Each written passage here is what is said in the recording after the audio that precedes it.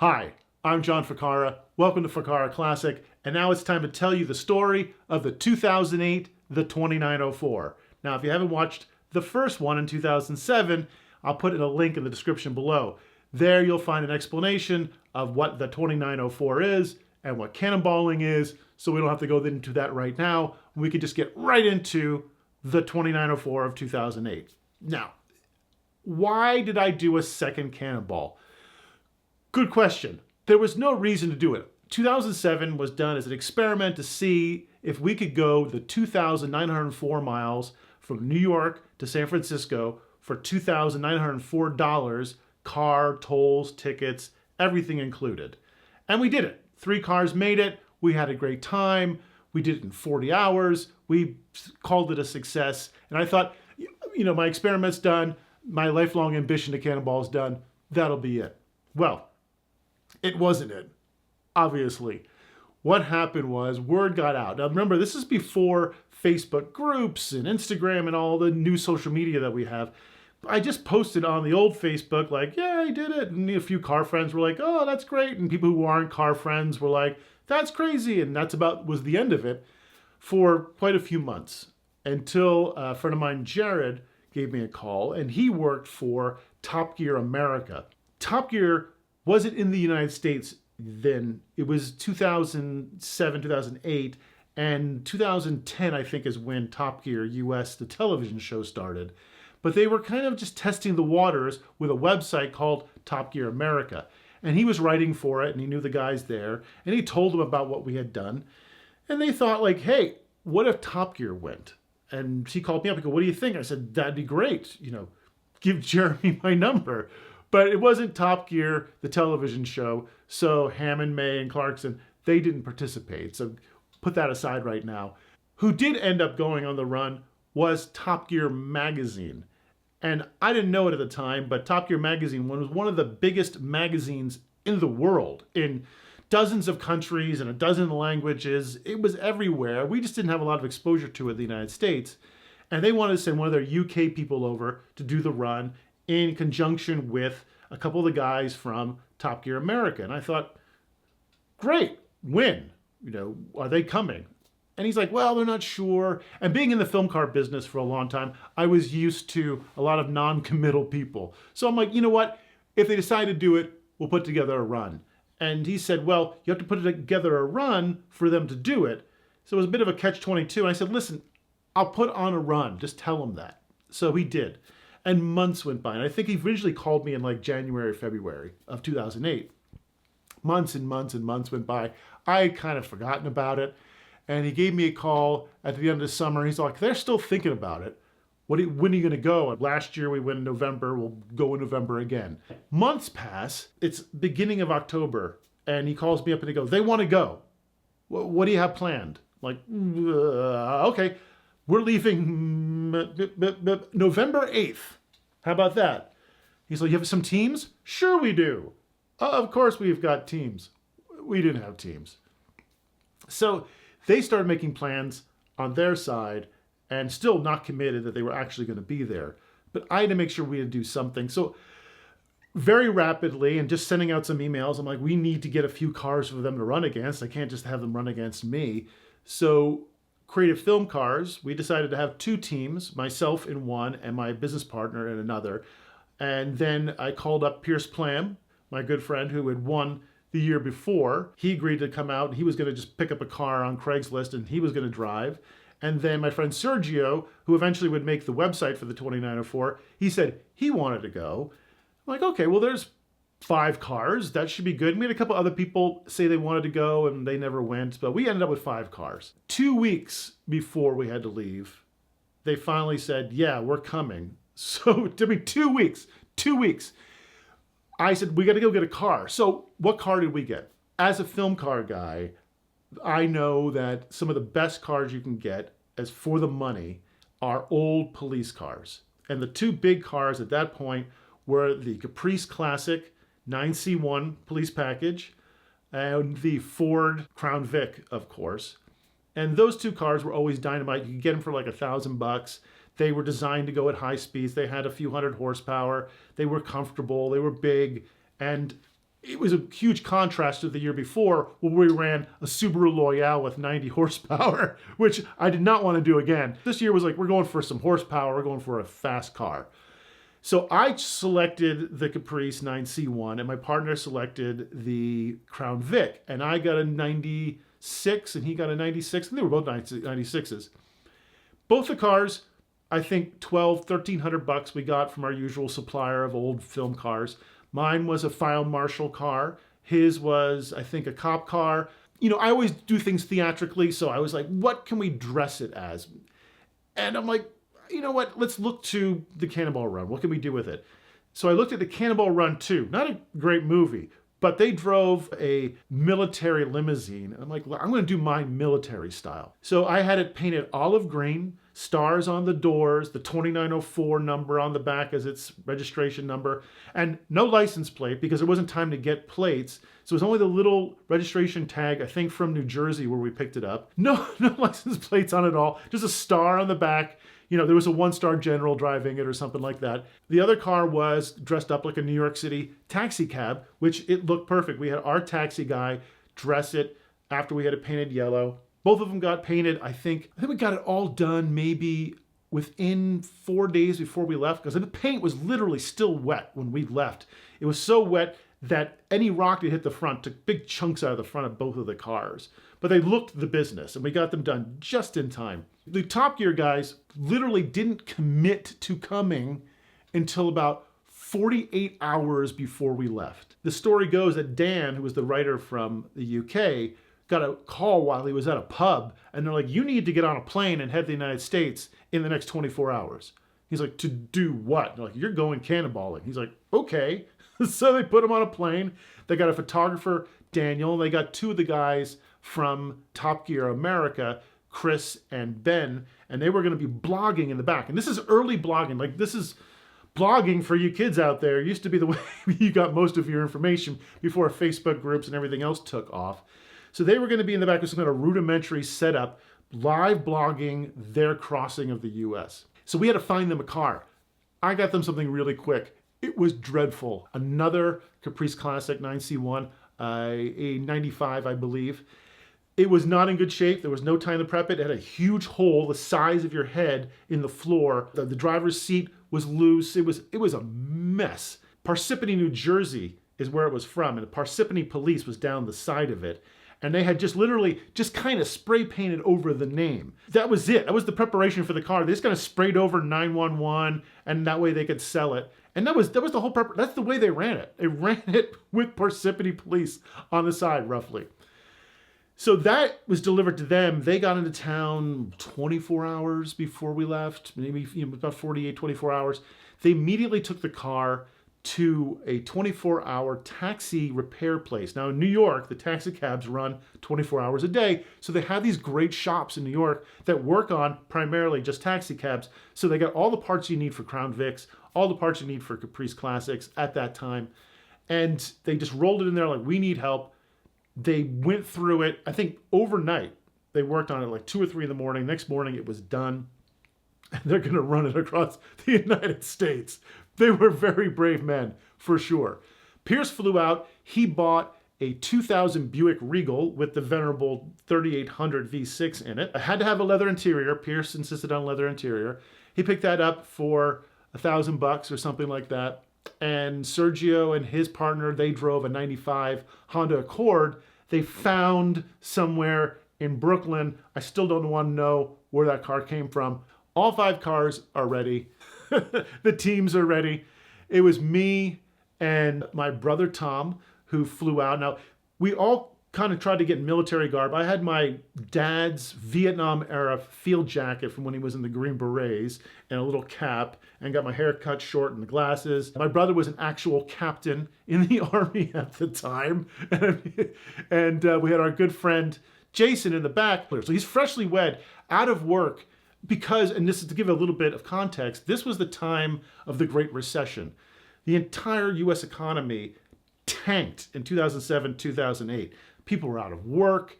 It was a horrible financial time. He was out of work, and he was just like, you know what?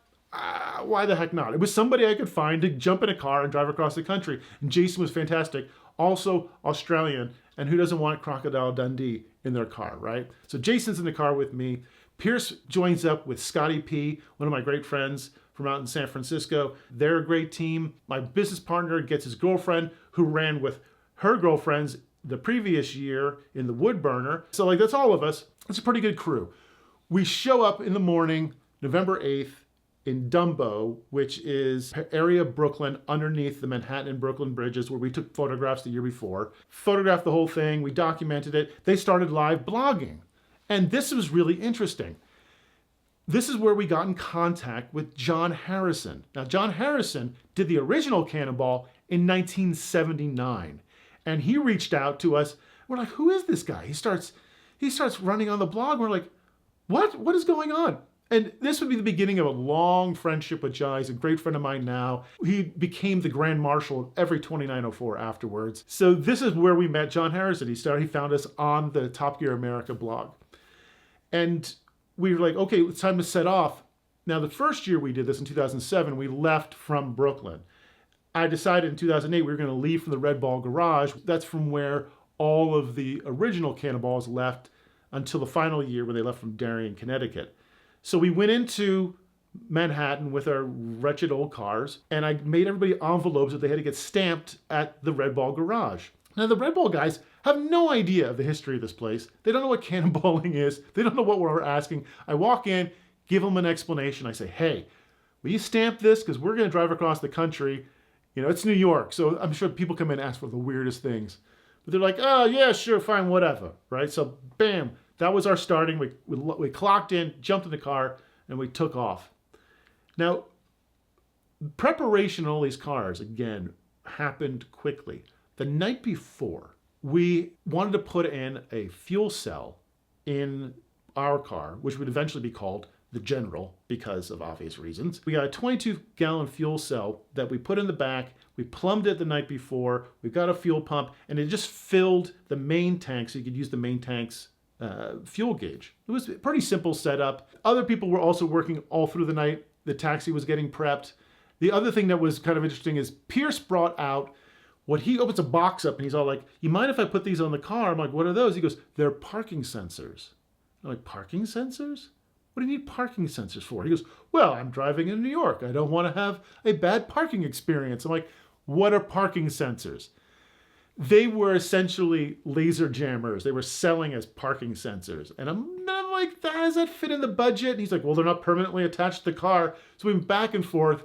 He put on his laser jammer parking sensors on the Buick.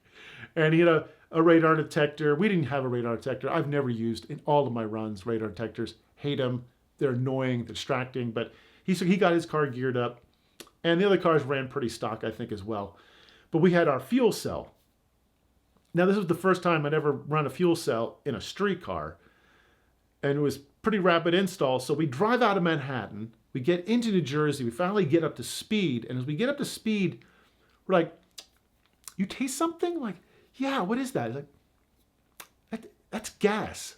Like our eyes are starting to burn. We're like, is it leaking? Like, no. But we roll down the windows, fresh air. We're like, okay. So we get through New Jersey. You know, we left, I think, at like 8 or 9 in the morning, so the weather wasn't great. By the time we get to Pennsylvania, it's starting to rain, and the windows are up, and we're starting to go, this is unbearable. Now, we had a range, we figured, I think, of almost 800 miles. If we got 20 miles of the gallon, we could get pretty far, but we stopped in Pennsylvania to figure it out. Open the trunk. My idea was to tear the seal off of the trunk, around the trunk, so that air could flow into the trunk and out. Because what we had forgotten to do, wasn't on the checklist, was run a vent tube from the tank outside the car. Now, obviously, as a fuel tank empties, it's got to fill with air, and as it fills, the air's got to come out. So there's a little ball valve on it, and as it's jiggling around, the ball valve hops up and down and lets little puffs of gas vapor out. So I didn't have any tubing or anything, so we just took the seal off. We're like, it's going to have to be that. We're going to have to suffer. And believe it or not, it kind of worked. So we got through Pennsylvania. we're moving really well. And we get into Ohio. Ohio is the traditional state of, you're going to get a ticket. The cops here are horrible. And in Brock Yates' book, Cannonball, they talk all about Ohio. We're blazing through Ohio, and we're these rolling hills in the west of Pennsylvania and into Ohio. And as we're going up and down the hills, we come up and we see taillights. And I'm like, oh, all right, what's that all about? And then we come up, and I'm like, you can kind of see a little bit of reflective tape. I'm like, oh, it's got to be a cop. It's one of the giveaways. So every time we drop down in a valley, we would floor it, go as fast as we can, and then come over the top really slow, and then go down and floor it. So we start closing in on him over a few miles. And sure enough, as we come over the top, he's close enough that we can see like sheriff or whatever it said on the back of his car. And there's nobody else on the road. Like, it was pretty open because it was starting to get late. We drive up behind him, and it's the Han Solo fly casual thing where you kind of just do a couple miles over the speed limit. You know, you're not giving yourself away. We creep up on him, and we get into passing lane and get around him. And, you know, we just kind of give him the like, and get in front of him. He sits behind us. Then he pulls over, and he hits us with his light, checks out the car. Again, no license plate. It's olive green. It looks like a staff car. And we're like, oh man, he lit us up. But he doesn't hit his rollers yet. He pulls up next to us. We kind of give him the eyeball, like the kind of, yeah, how you doing? All right. And he backs off. And I'm thinking, now we're busted.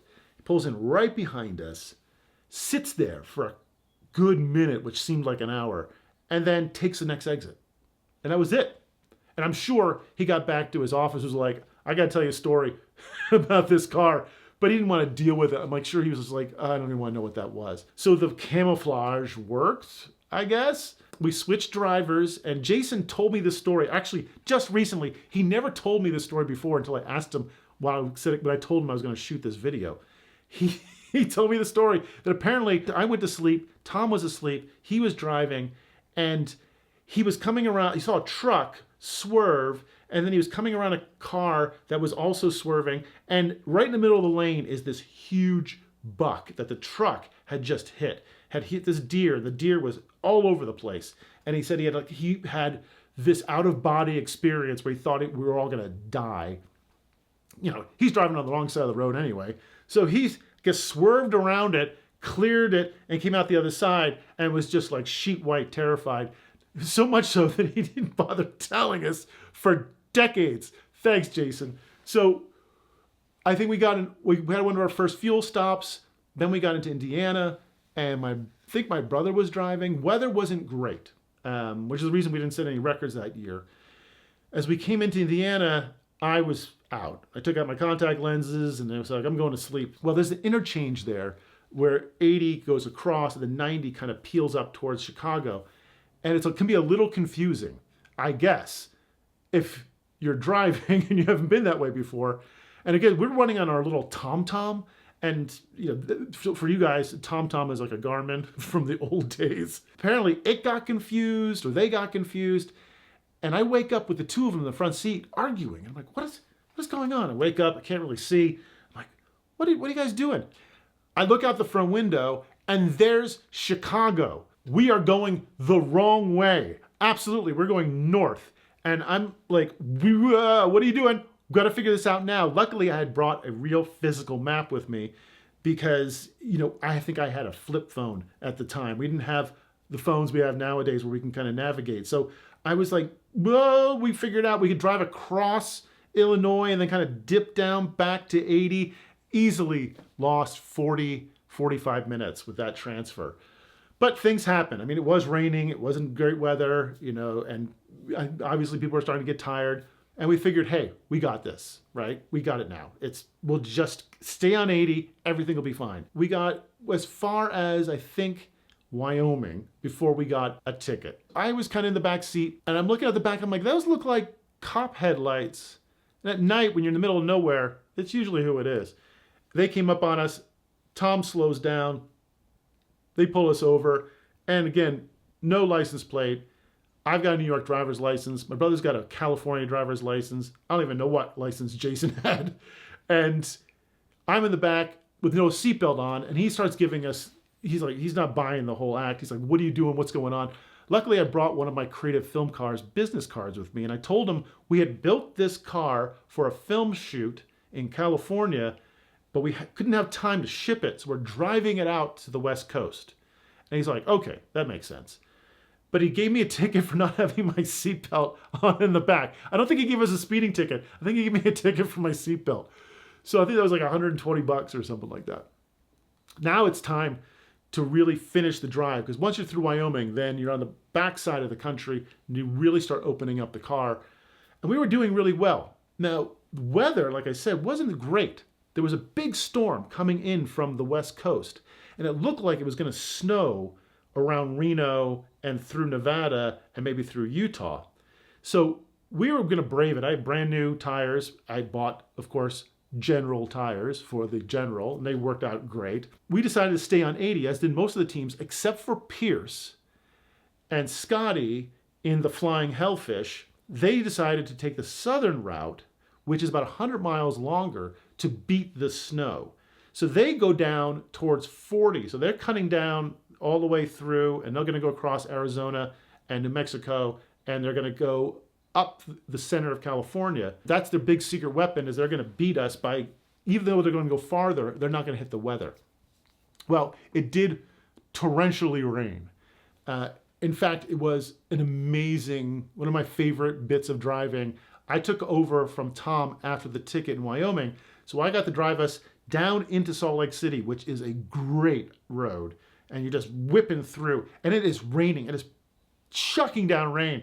And both the guys, I think, were just covering their eyes, because I was hauling butt because we had gotten pulling over, and I was also kind of still, angry about the wrong direction we went towards Chicago. So I'm like, I'm making up the time. Oh my God, nobody was in my way. I was in the zone, and I just blew through traffic down through Utah, and I think we crossed Utah in like an hour. It was absolutely angelic, flying through the rain. At 100 miles an hour, the General was like sitting on a couch. It was just humming, like it had found its groove. Guys were asleep. You start going across the west of Utah, west of Salt Lake City. It is one of my favorite shots because there's nobody out there, totally flat, totally straight, and you just go. And I had it at like 100, 110, allegedly, across most of the state through the rain. And that was the big chunk of the storm. We got out the other side of Nevada, and it wasn't too bad. And we're home free, heading for the West Coast. Pierce and Scotty, by the way, headed south. Guess where the main part of the storm went? South. They came in through Flagstaff, where there was a blizzard. They tell the story about getting in behind a big rig, which is an old trick. If you're in a whiteout, blizzardy condition, just get behind a big rig, and they're going to just lead you through it. So they just got behind this big rig and just trudged through most of Arizona and New Mexico through these snows.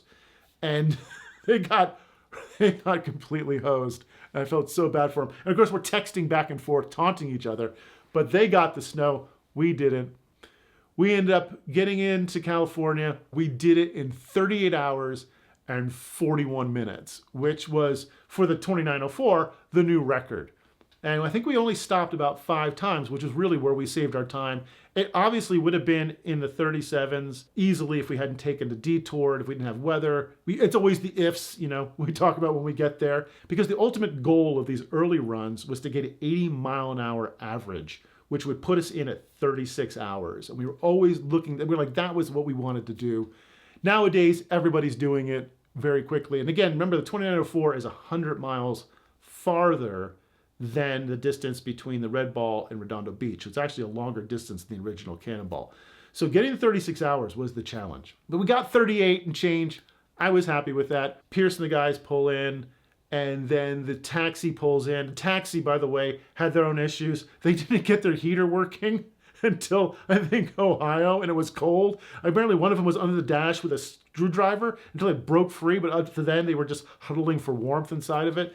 But it made it across. They ran the meter the whole way. I don't know what it cost in a taxi cab to get across the US. We ended up passing the Honda Accord, which was Wheels on Meals in Nebraska somewhere. We caught them and passed them, which was really awesome. You were like, oh my gosh, it's them. Past them, they made it in, they did great. Top Gear apparently had their own adventure, which is in this fantastic article they wrote in this issue of Top Gear magazine. I will put a link to it in the description below so you can check it out yourself. I think there's also a copy of it on the 2904.com website, which I'll put a link in the description below as well. But it's a lovely article, about 8 pages long. They had all kinds of cool things to say, and they definitely had an adventure of their own, which was the whole purpose of the thing. Their exhaust fell off. They visited a couple of crazy, truck stops and things like that. But they had a great time, and Top Gear got to run, and we got to run against, technically, Top Gear. Now, for those of you who have stuck through this amazingly long story, I'm going to give you all the details because you probably stuck around to get all the final numbers of the 2904 of 2008. First place, Creative Film Cars, me, my brother, and Jason, in a 1996 Caprice Classic 9C1. Did it in 38 hours, 41 minutes. Average mile per hour, 75. 5 fuel stops for 168 gallons of fuel, averaging 17.2 miles a gallon. We spent $2,659.14. So we're the closest we ever got to the 2904 limit. Second place, the Flying Hellfish, or the Stealth Bucket, with Pierce and Scotty. They did it in 40 hours and 59 minutes. They averaged 75 miles per hour. They burned 123 gallons of fuel. They got 25 miles a gallon in that Buick, which was amazing. They made 10 fuel stops, and they spent $1,478.77. Now remember, they went another 100 miles. So their average speed was 75.76, where ours was 75. So they would have won if they had stayed on 80. Third place, Creative Film Cars 2 Electric Boogaloo in the Taxi. They ran in 41 hours, 8 minutes. They averaged 70 miles an hour. They burned 168 gallons of fuel, which is almost identical to the Caprice. So they both got 17.2 miles per gallon. Their total budget, $2,437.24. Fourth place was Wheels on Meals in their 95 Honda Accord. They did it in 45 hours and 8 minutes. They averaged 64 miles an hour. And I think their total spending was $1,098. And finally, in last place came Top Gear in their 95 Caprice in 52 hours and 50 minutes. So there you have it. There's all the geeky details about our 2008 run of the 2904. Now, was there going to be a 2009 run? No. There was no reason to do a 2009, the 2904. Was there a 2009, the 2904? Yes, there was, but that's another story. So thanks for watching. Thanks for sticking with me. Please like and subscribe. Tell your friends. There'll be more Cannonball stories, more stuff in the garage, more stuff with the crazy Porsche limo, and everything else that goes around here. Doing it for you. Thanks for watching. I really appreciate it. Have a great day.